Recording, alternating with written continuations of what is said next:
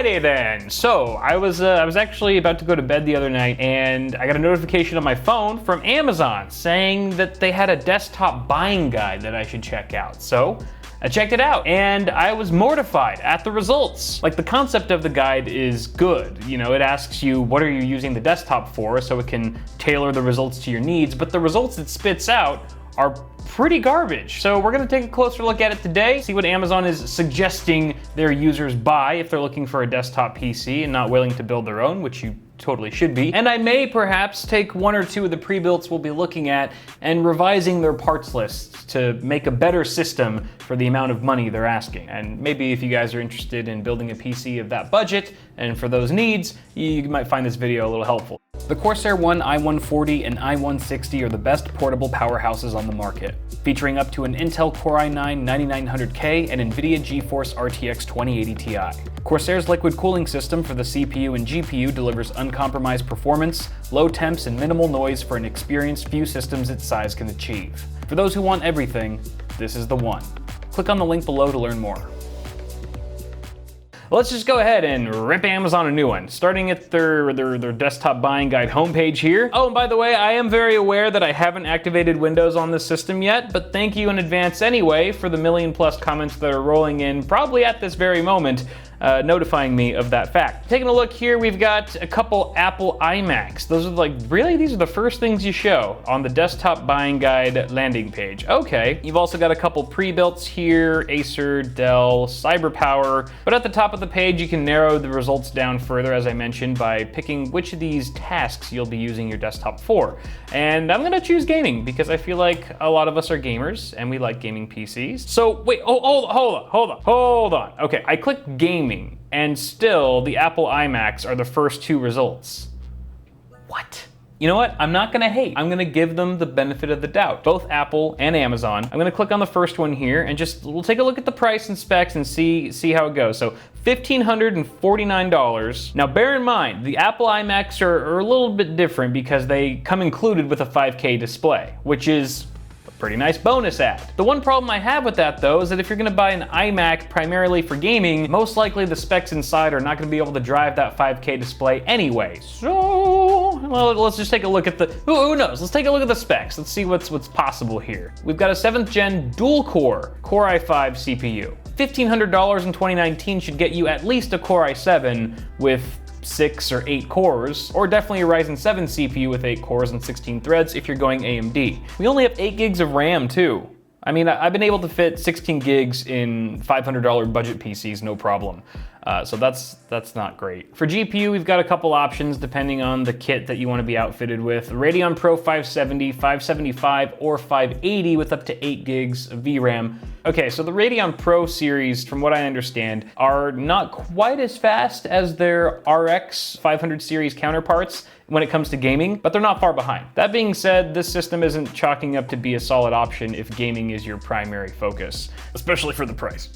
1 terabyte, let me guess, it's a hard drive. This guy is saying that it's advertised as having a 1 terabyte hard. Excuse me, I've got the hiccups now. This always happens when I see a bad pre-built. Oh, there it is again. So I searched for the word SSD in the reviews, and on the product page with all the marketing text, nothing. We're talking about spinning rust here, which is, as most of us know, much slower than an SSD. And it's really not a fun experience if it's the only drive in your system. Okay, I'm done looking at this, all right? Amazon, I gave you the benefit of the doubt, bro, and you let me down. And you gave me the hiccups. That's not cool, man. What's up with that? So just so we're crystal, if you happen to be in the gaming section of Amazon's desktop buying guide, don't buy this. Don't buy this. And this is scary because not everyone knows what all these specs are. And someone's just gonna be like, well, it's the first one. It's got 92 reviews and 4.5 stars. It's the first one that Amazon told me to buy, so I'm gonna buy it. And they're gonna be disappointed. All right, this is a much different price point here. $630 from HP. This is a Pavilion desktop, and it's got a Ryzen 7 1700. Not bad for the price, but let's keep going. 12 gigs of RAM is a little weird. You usually see 8 or 16. This might indicate a proprietary motherboard, which isn't the best, especially if you plan to upgrade. DDR4 2666. That is some slow-mo memory, my dude. Ryzen feeds off of fast memory. You wanna give it some high-frequency RAM. I usually suggest 3200 if you can squeeze it. 3000's not bad either, especially if you can overclock it to 3200, but 2666, come on.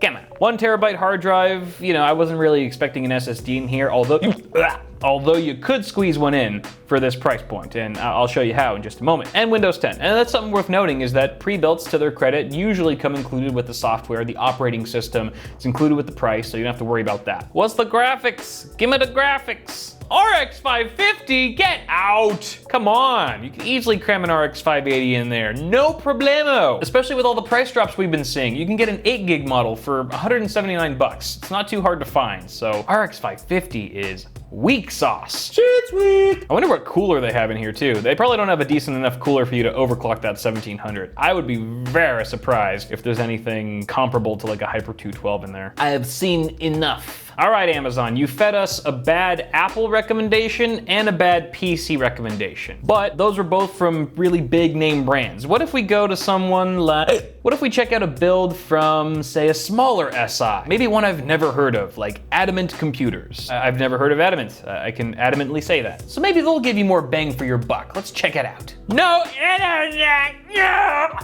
All right, there we go. Ryzen 7 2700X. All right, now we're talking. 8 core, 16 threads, 2nd gen Ryzen. I'm feeling it, I'm feeling it. 16 gigs of RAM. Do we know the speed?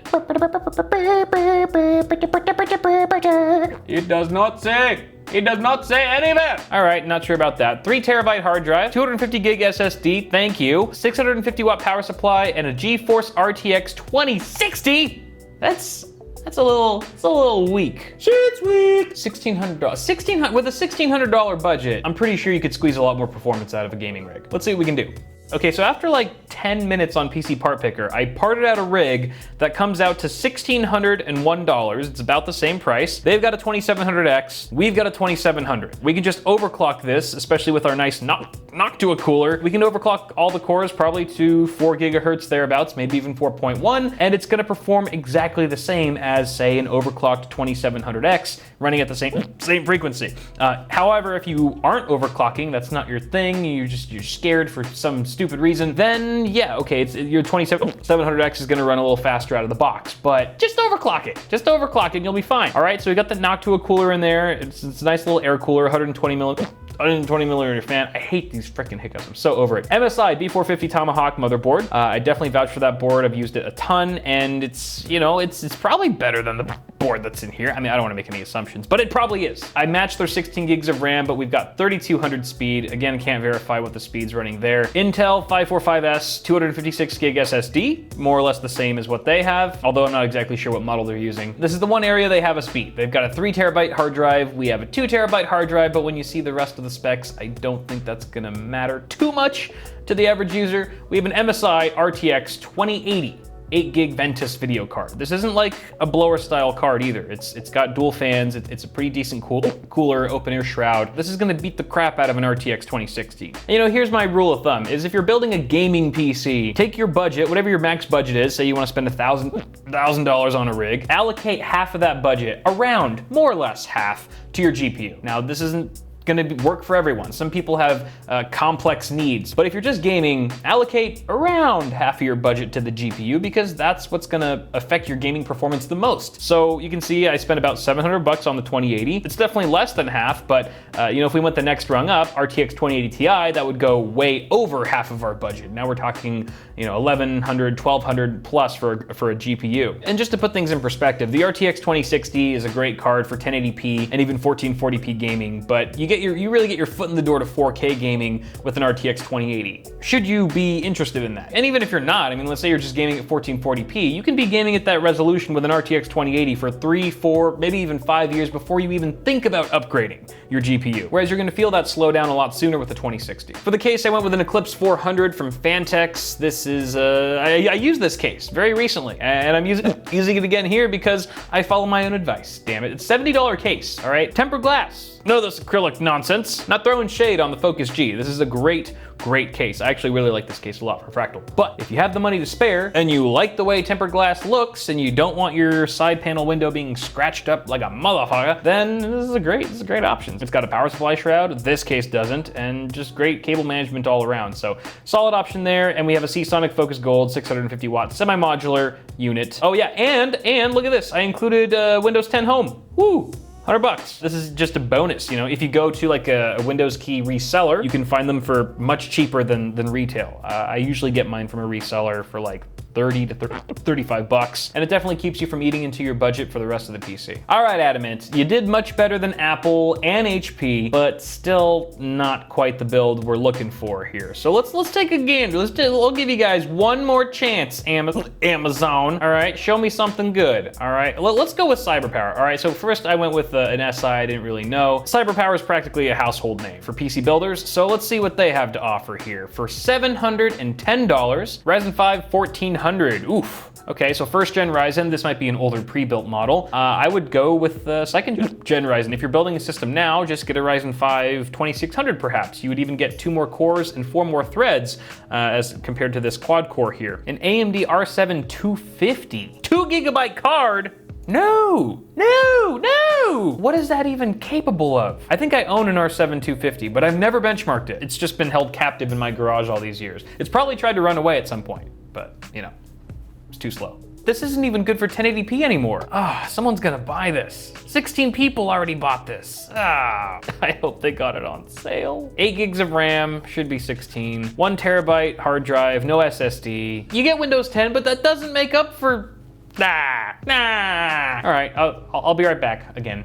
So here's my alternate parts list. Like I said, a Ryzen 5 2600 I think is a great choice for this price point. 6 cores, 12 threads, you get all the benefits and features of second gen Ryzen. Plus, it comes included with a Wraith Stealth cooler. So that's pretty cool, literally. And we're not gonna spend any additional money on a cooler that way, so that's fun. Gigabyte B450M DS3H, this is a micro ATX board, so we have to be comfortable with that form factor. This board, admittingly, does not have a bunch of bells and whistles. It's very basic. Although one thing that I made sure to look out for was 4 DIMM slots. There are a lot of B450 boards in this price range that only have 2 DIMM slots. I wanted to get 4, that way we can upgrade, expand down the line. We also have a 16 gig kit of Guile Evo Spear. So this is also some budget RAM, DDR4 at 3,000. Ideally, I like to have 3,200 in a perfect world, but considering the price of just $80, I think this is a pretty good deal. We have a much better storage solution here. I've actually managed to cram in an SSD, 240 gig. It's a PNY CS900. We can boot off of this. We can install frequently used applications. And this, even more so than the CPU upgrade, is gonna make the system feel perceptibly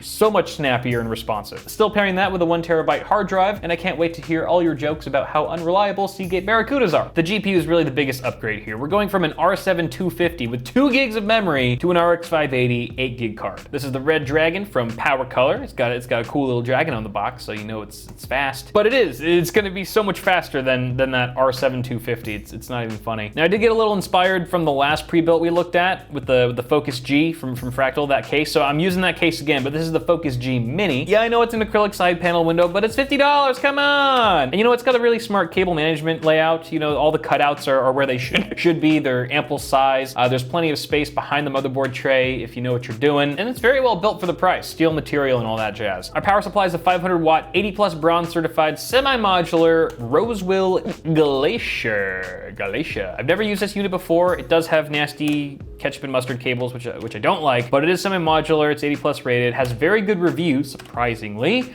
and it's within our budget. Now that's all the hardware for the system, and if that's all you're looking for, you don't need an OS. We're actually under that $710 price point, but if you do need an operating system like Windows 10 and you're paying full retail price, you are gonna go over $710. So I'm playing my Windows key reseller card right now. I went on kingwin.net, which is a key reseller that I use all the time, and I found a Windows 10 home key for $29.37. So I'm adding that to the list because if this was my personal build, that's the price I would pay for that key. I would go to Kingwin. I would not spend $100 on a freaking Windows 10 key. That's just ridiculous. The total cost, including the operating system, comes out to $708.87. That's cheaper.